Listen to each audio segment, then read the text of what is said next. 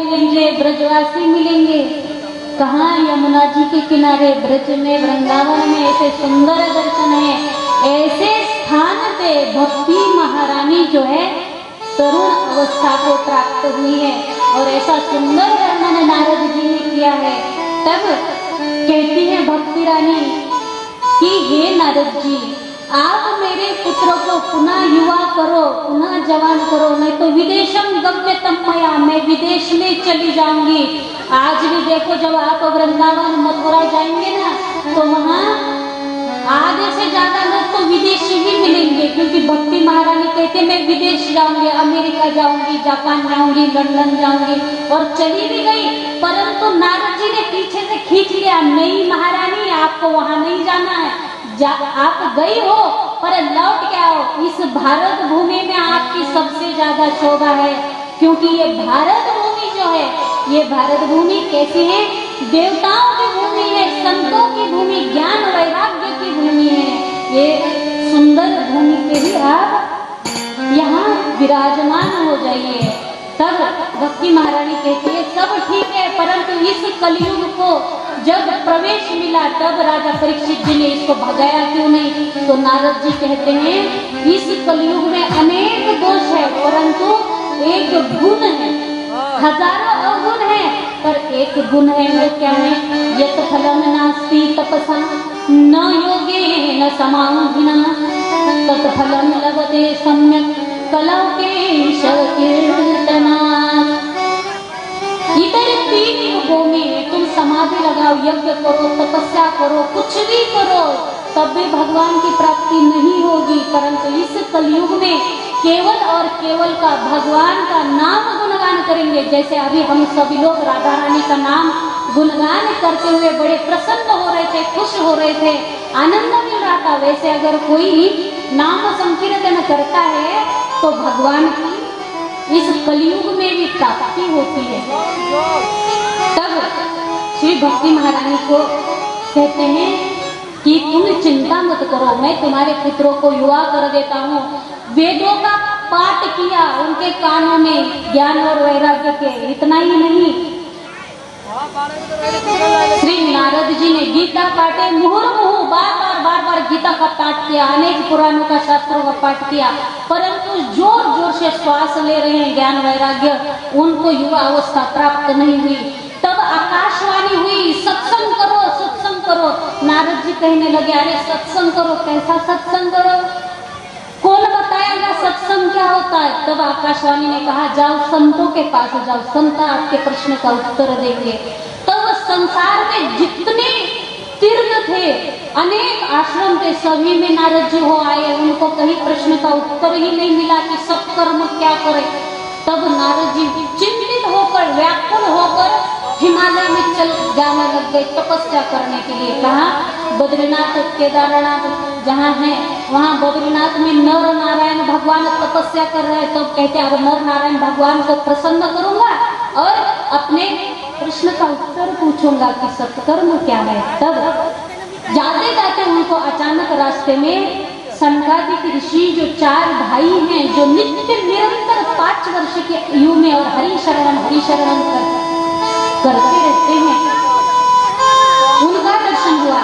ये सब नारद जी उनको सुना रहे हैं और कह रहे अब आपका दर्शन हुआ है, आप नित्य चिरंतन वैष्णव हैं, ब्रह्म स्वरूप प्राप्त हैं, अब आप हमारी शंका का निरसन करो, बताओ बताओ सत्कर्म क्या है। तो सनकादिक ऋषि हंसने लगे थे, अरे नारद जी आप कैसे भूल गए, ये श्रीमद् भागवत की कथा पारायण अनुष्ठान ही सत्कर्म है। नारद जी कहते हैं अरे ये तो वेदों का, उपनिषदों का सार है, ये तो मैंने ही तो वेद व्यास जी को बताया था, तो ये मैंने तो वेदों का, गीता का, शास्त्रों का, उपनिषदों को सबको तो सुना दिया उस ज्ञान वैराग्य के कारण में, तब भी कोई फर्क नहीं पड़ा।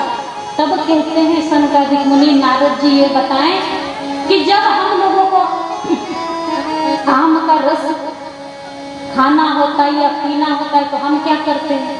क्या करते हैं? आम रस खाने के लिए, पीने के लिए हम लोग क्या करते हैं? आम का फल लेते हैं कि पेड़ की छाल लेते हैं? फल लेते हैं कि छाल लेते हैं? ना, सुनाई दे रहा है पीछे माता जी। आमरस कहाँ से मिलता है? आम के फल से कि पेड़ से? फल हो गए, सो गई, सो गई क्या? पेड़ से रस मिलता है, पेड़ से। जय हो राधा रानी की।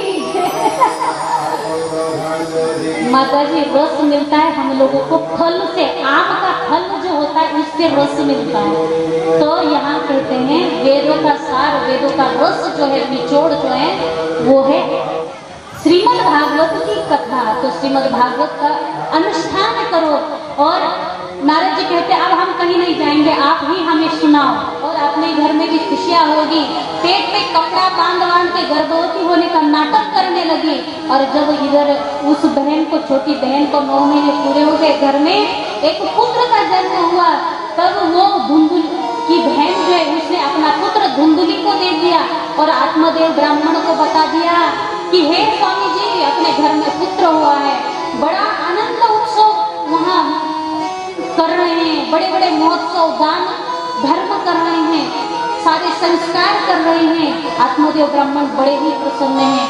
उसके 3 महीने पश्चात जिस गाय को फल खिलाया था धुंधुली ने, उस गाय को भी पुत्र हो जाता है। क्या होता है? पुत्र, बछड़ा नहीं, पुत्र हो जाता है गाय को, मनुष्य के जैसा। परंतु गाय के पेट से जन्म लेने के कारण उसके कान जो है, कर्ण गौ माता की तरह होते, इसलिए उस बच्चे का नाम रख दिया गोकर्ण। बोलिए गोकर्ण जी महाराज की। कहते हैं गोकर्ण पंडितो ज्ञानी धुंधुकारी महाफल। जो धुंधुली के बहन का बेटा था उसका नाम रखा धुंधुली ने कि मैं इसका नाम मेरे नाम जैसा रखूंगी। मेरा नाम धुंधुली है तो मेरे बेटे का नाम होगा धुंधुकारी। धुंधुकारी यानी कि जैसे पूरे में जब कोहरा छा जाता है ना, आप सब देखते हैं ठंड के दिनों में कोहरा होता है तो आगे का कुछ दिखता ही नहीं है, उसको कहते हैं सब में धुंध छा गई। तो धुंध छाना मतलब धुंधुकारी। उसके बुद्धि में धुंध चढ़ गई हो, माया मोह का धुंध चढ़ गया हो, ऐसा है धुंधकारी। और धुंधली यानी कि जिसकी बुद्धि माया में, मोह में, दुखों में लिपटी हुई है वो है धुंधली। ऐसे धुंधुकारी नाम रखा गया। और उस गौ माता का जो पुत्र हुआ उसका नाम रखा गया गोकर्ण।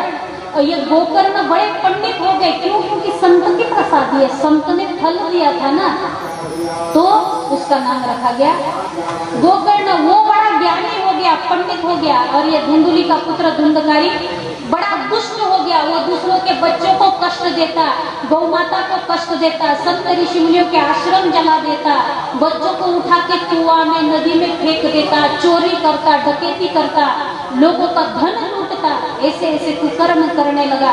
तो आत्मदेव ब्राह्मण बड़े दुखी हो गए, बहुत दुखी हो गए, फिर जाने लगे आत्महत्या करने। अब देखो संसारी जीव कैसे होते हैं। कहेंगे कि देखो व्यास जी हम लोगों को बोल रहे, हम नहीं कह रहे, वेद व्यास जी यहाँ बता रहे, संकादिक मुनि कथा सुना रहे हैं कि संसारी जीवों का क्या होता है कि सुख हो तो भी दुखी है और दुख हो तो दुखी है। पुत्र नहीं था इसलिए आत्महत्या करने गए, अब पुत्र है तो भी आत्महत्या करने जा रहे हैं। इसलिए कुपुत्र से अच्छा है कि तुम बांझ रहो। यहाँ कहा है भागवत जी में, हम नहीं कह रहे हैं। तो आत्महत्या करने जा रहे तो उसी में गोकर्ण मिल गए। गोकर्ण जी पूछते पिताजी आप कहाँ जा रहे हैं? पिताजी कह रहे कि अब मैं बहुत दुखी हो गया, बहुत दुखी हो गया। जो है वो धुंधकारी अपनी माँ को अब छलने लगा, चल कहाँ है तिजोरी की चाबी, चाबी दे दे, पैसे दे दे, धन दे दे, किस लिए चाहिए? तो कहीं जुआ खेलना है, कहीं ताश खेलना है, कहीं गुटखा खाना है, पान सुपारी खानी है, बीड़ी पीनी है, शराब पीनी है, ये सब लत है ना। यहाँ जितने भी लोग हम देख रहे हैं, कोई है, हर किसी को कहेंगे कोई व्यसन ग्रसित है, उनको संग मत करो, उनका बिल्कुल संग मत करो। तो आज लोग ध्यान रखिए कि हम लोगों को नशा नहीं करना है, भगवान की कथा का नशा करना है। क्या किया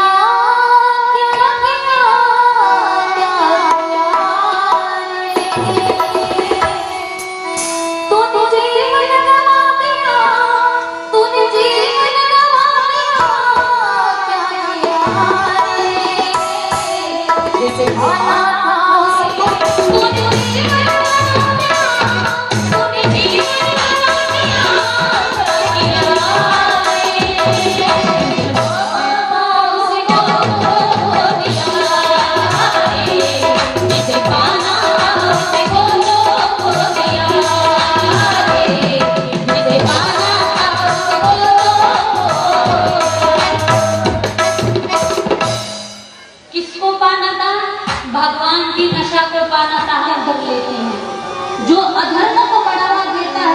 वो भी दुख से ही, ऐसे ही अधर्म से ही मर जाता है। इसलिए अधर्म का साथ नहीं देना चाहिए।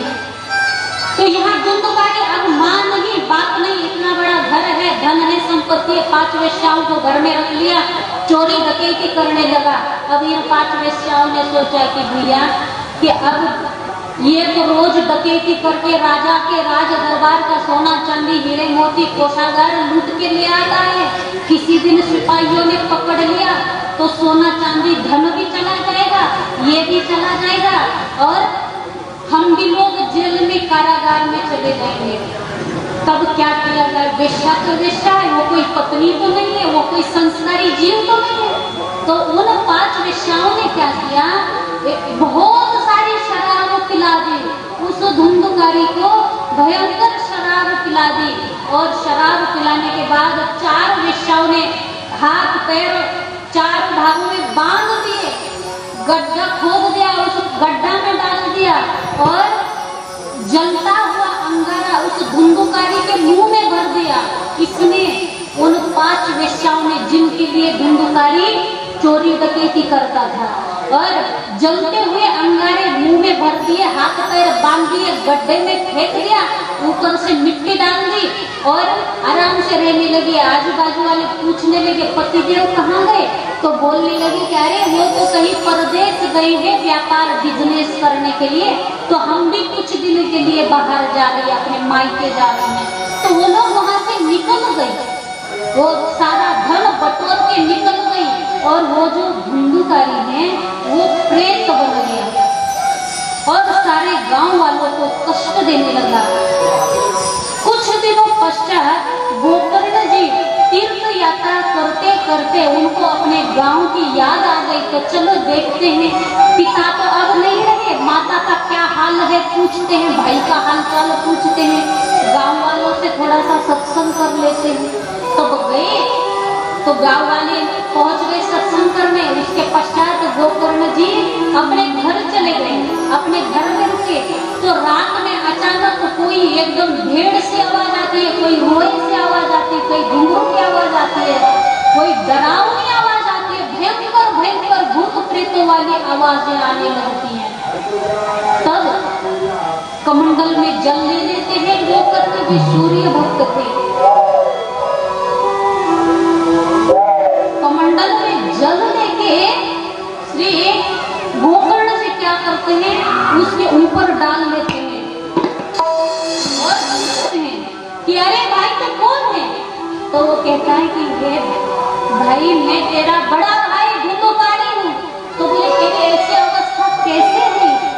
तो उसने सारी आप बीती बताई कि मैंने ऐसे ऐसे भयंकर भयंकर दुख लोगों को दिए हैं, दुष्ट कर्म किए हैं, पाप किए हैं। पाप तो सबको भोगने ही पड़ते हैं, कर्म तो हम लोगों को भोगने ही पड़ते हैं। तो आज मैं प्रेत बन गया, मेरा उद्धार करो। तो बोलते हैं कि मैंने तो गया जी में, प्रयाग जी में कहाँ कहाँ जाकर आपका पिंडदान किया है, आपका उद्धार नहीं हुआ। तो कहते हैं मैं बड़ा महापापी हूँ, बहुत बड़ा भयंकर महापापी हूँ, उससे मेरा उद्धार नहीं होगा। फिर कैसे होगा? बोले आपको ही करना पड़ेगा।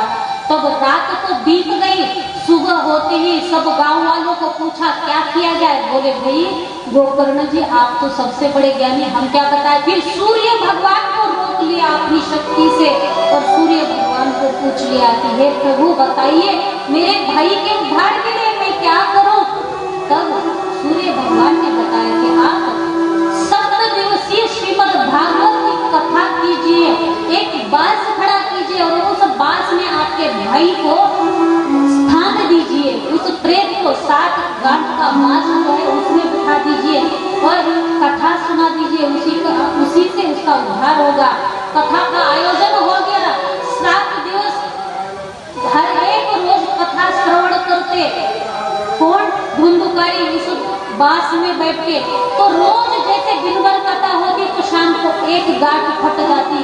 गोकर्ण जी ने दूसरे दिन कथा कही, दूसरी गांठ, तीसरे दिन कथा कही, तीसरी गांठ फट गई। ऐसे करते करते 7 दिन गोकर्ण जी जैसे जैसे कथा कहते गए वैसे वैसे बांस की 7 गांठ फट गई और 7वें दिन जैसे ही सातवीं गांठ बट गई, उसी क्षण ये धुंधकारी जो है, धुंधकारी भगवान के पार्षद के रूप में वहां प्रकट हो गया।